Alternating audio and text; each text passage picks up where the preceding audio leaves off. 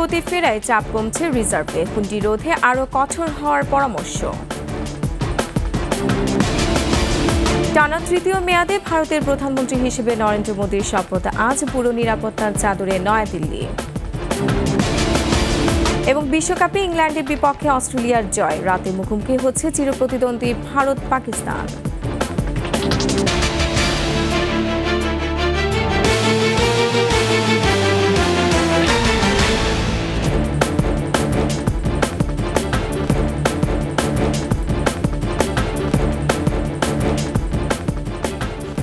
শুনছিলেন first security ইসলামী bank PLC সংবাদ শিরোনাম।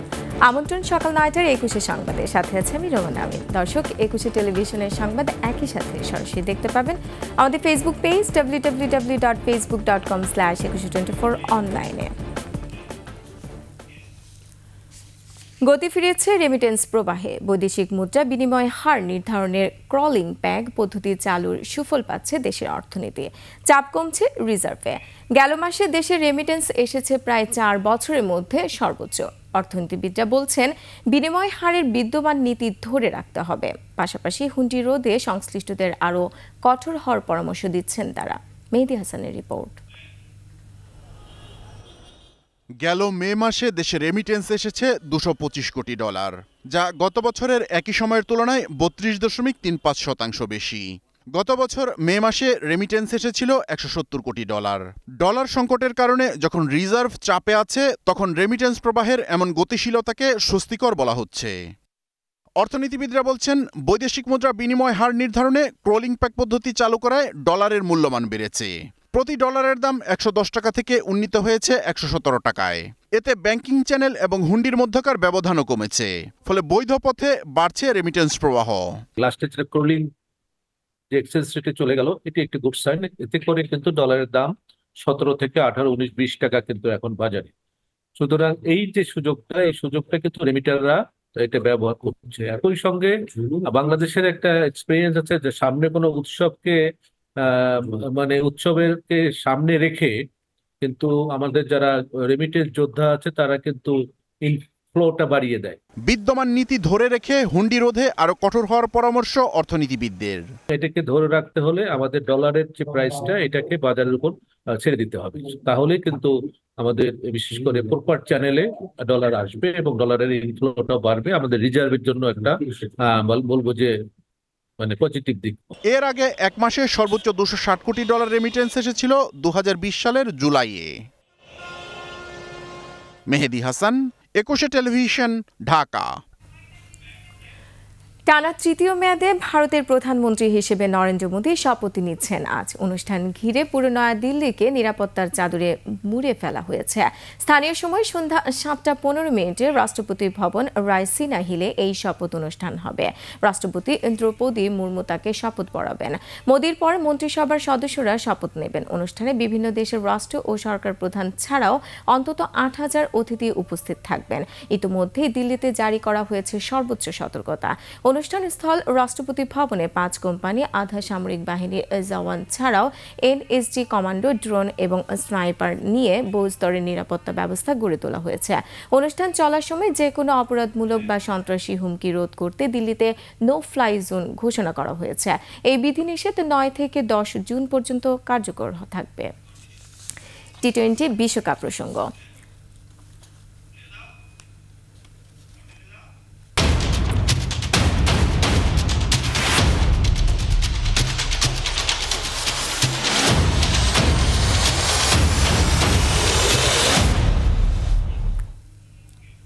টি-20 বিশ্বকাপে টানা দ্বিতীয় জয় পেল অস্ট্রেলিয়া।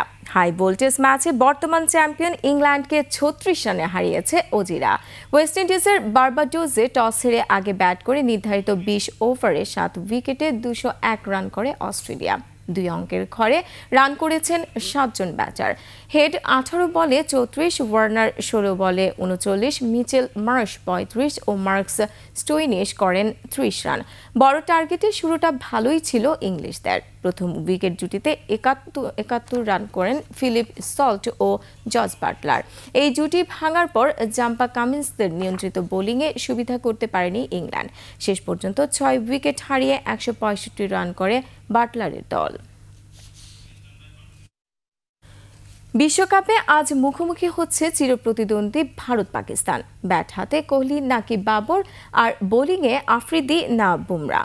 দুদলের মহারণ ঘিরে এরকম নানা প্রশ্ন ঘুরপাক খাচ্ছে ক্রিকেট দুনিয়ায়।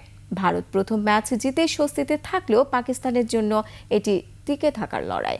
নিউ ইয়র্কের নাসাউ কান্ট্রিতে খেলা শুরু হবে বাংলাদেশ সময় রাত 8:30টায়। আকাশুজ্জামানের রিপোর্ট।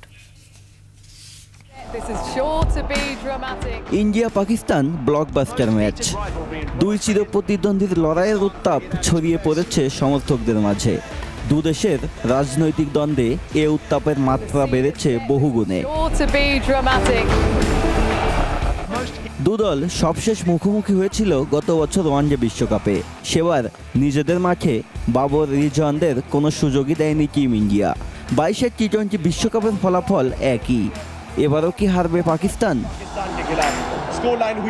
জয় ছাড়া কোনো রাস্তা নেই গ্যারি ক্রিস্টেনের শিষ্যদের। প্রথম ম্যাচেই অঘটনের শিকার হয়েছে পাকিস্তান, হেরেছে যুক্তরাষ্ট্রের বিপক্ষে। এবার তাদের লড়াইটা বিশ্বকাপে টিকে থাকার।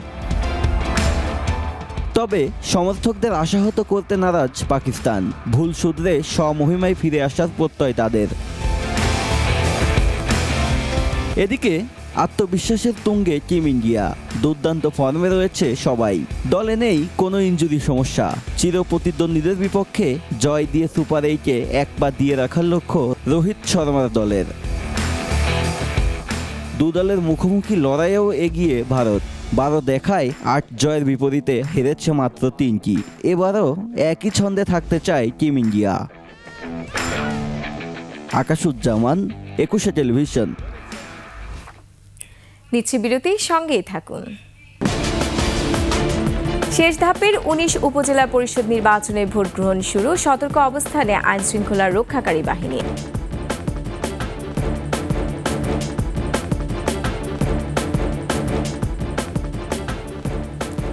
আবার আমন্ত্রণ সকাল 9টার 21 সংবাদে। পঞ্চম ও শেষ ধাপে 9 জেলার 19 উপজেলা পরিষদ নির্বাচনে ভোট গ্রহণ চলছে। একটিতে ইভিএমে এবং 28টিতে ভোট হচ্ছে ব্যালটে। সকাল 8টায় শুরু হয়ে ভোট চলবে একটানা বিকেল 4টা পর্যন্ত। শেষ ধাপে চেয়ারম্যান পদে 19 উপজেলার 119 জন, ভাইস চেয়ারম্যান পদে 132 জন এবং মহিলা ভাইস চেয়ারম্যান পদে 79 জন সহ মোট প্রার্থী সংখ্যা 330 জন। নির্বাচনের পরিবেশ নিয়ন্ত্রণে রাখতে মাঠে আছে র্যাব, বিজিপি, পুলিশ সহ আইন শৃঙ্খলা রক্ষাকারী বাহিনীর সদস্যরা। ভোটে এখন পর্যন্ত কোনো ধরনের অনিয়মের খবর পাওয়া যায়নি। তৃতীয় ধাপের তফসিলের পর ঘূর্ণিঝড় রিমেলের কারণে এসব উপজেলায় নির্বাচন স্থগিত করা হয়।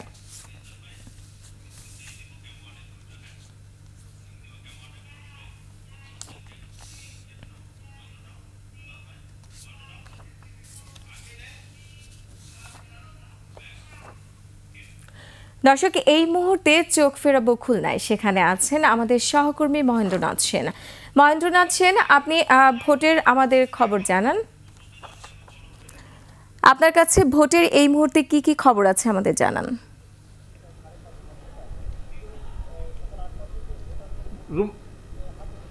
রুমানা, আপনি যেমনভাবে বলছিলেন যে এই রিয়েলের ঘূর্ণিঝড়ের কারণেই কিন্তু এটি তৃতীয় ধাপে হওয়ার কথা ছিল, কিন্তু সেটি আজকে হচ্ছে।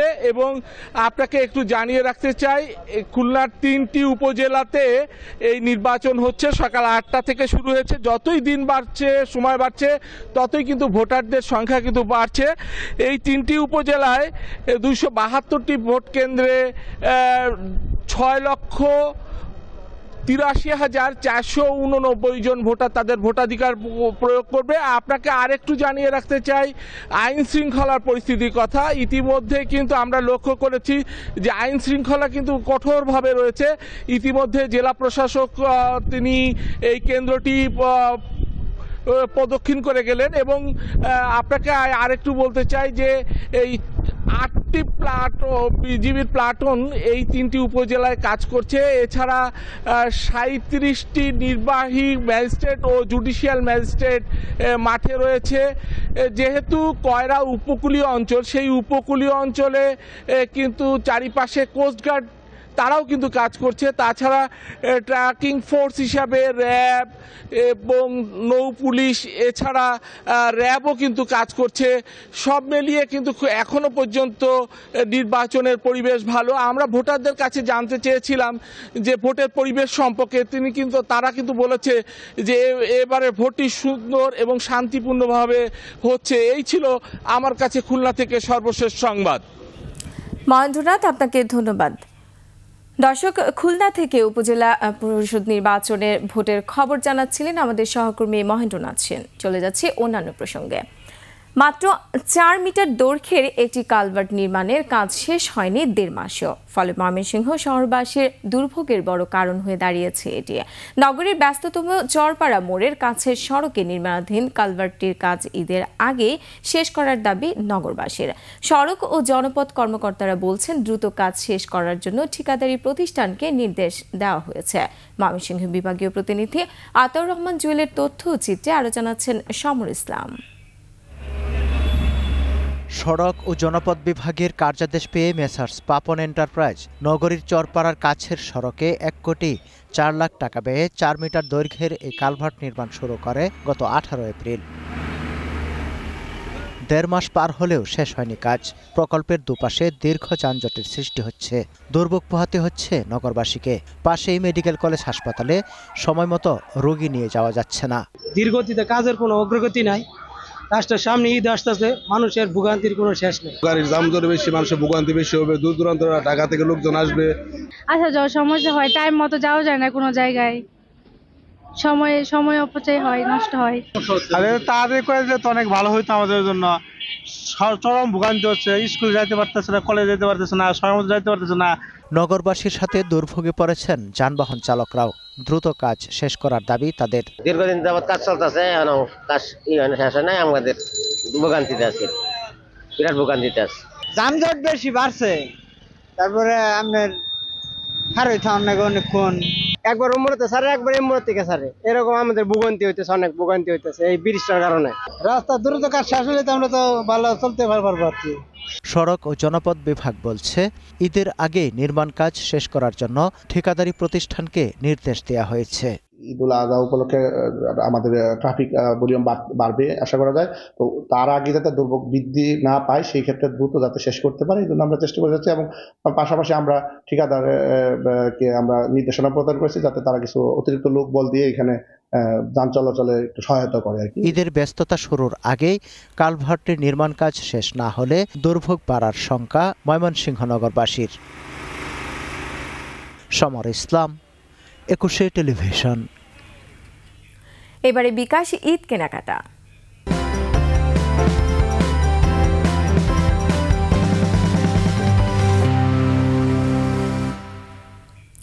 ঈদ সামনে রেখে নিত্য নতুন ডিজাইন আর বাহারি রঙের পোশাক এনেছে ফ্যাশন হাউসের আউটলেটগুলো। আর এই কেনাকাটায় বিকাশে পেমেন্ট করলেই মিলছে 10% ছাড়। মিনালা দিবার রিপোর্ট। বাহারি সালোয়ার কামিজ আর 3 পিসের সমারোহ। ঈদে এসব পোশাকের চাহিদা বেড়ে যায় দ্বিগুণ। ক্রেতার চোখ গরমে মানানসই পোশাকের দিকে।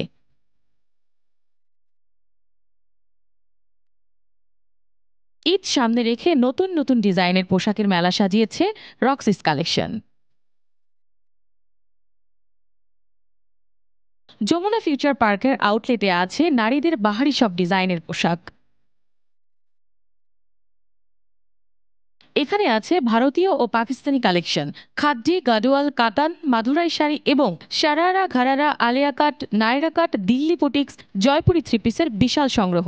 আমাদের যারা আসেন তারা নিশ্চিন্তে আমাদের এখান থেকে কিনতে পারবেন, যে তাদের জন্য যেটা ভালো হবে এবং প্রোডাক্ট যেটা ভালো হবে এটা নিয়ে তাদের এতটা টেনশন করতে হবে না। এই আমাদের মোস্ট অফ দ্য ড্রেস হচ্ছে ফুল কটনের এবং সফট টাইপের, যেটা পরে কাস্টমাররা আরাম পাবেন। ঈদটা তারা ঈদের মতো করে পালন করতে পারবে। অন্যদের চেয়ে একটু ভিন্নতা হয়তো থাকবে আমাদের ড্রেসটাতে, কিন্তু আমাদের ড্রেসটা পরে সে একটা আরাম পাবে।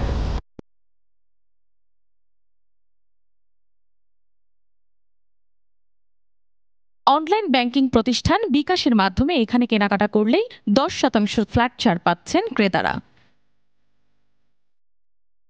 মানুষ ক্যাশ ক্যারি করতে একটু হেজিটেশন ফিল করে, যার জন্য মানুষ মোবাইল ব্যাংকিংটা বেশি প্রেফার করে, এই জন্য আমরা রক্সিস কালেকশন থেকে বিকাশ পেমেন্টে 10% ফ্ল্যাট ডিসকাউন্ট দিচ্ছি। আলহামদুলিল্লাহ বিকাশ পেমেন্টে ভালো সাড়া পাচ্ছি। অফারটি চলবে ঈদ পর্যন্ত। মিনালা দিবা, 21 টেলিভিশন, ঢাকা। এই ঈদে দেশ জুড়ে কেনাকাটার ফুর্তি হবে শুধু বিকাশে, সাথে ডিসকাউন্ট কুপন, ইনস্ট্যান্ট ক্যাশব্যাক।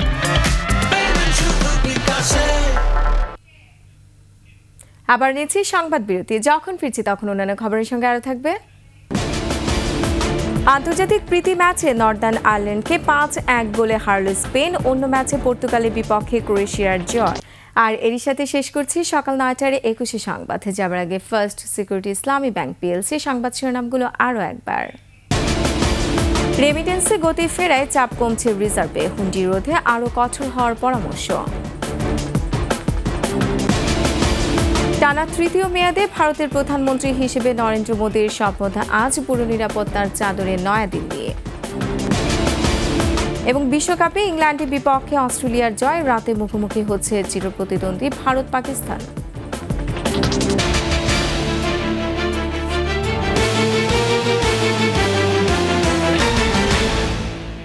দর্শক, সর্বশেষ খবর জানতে ডায়াল করুন 2021 নম্বরে, আর ভিজিট করুন 21-tv.com এই ওয়েবসাইটে। এছাড়া ফেসবুকে ভিজিট করতে পারেন facebook.com/2124 অনলাইনে। এতক্ষণ সাথে থাকার জন্য ধন্যবাদ। পরবর্তী সংবাদ দুপুর 12টায় দেখার আমন্ত্রণ রইল। 21-এর সাথেই থাকুন।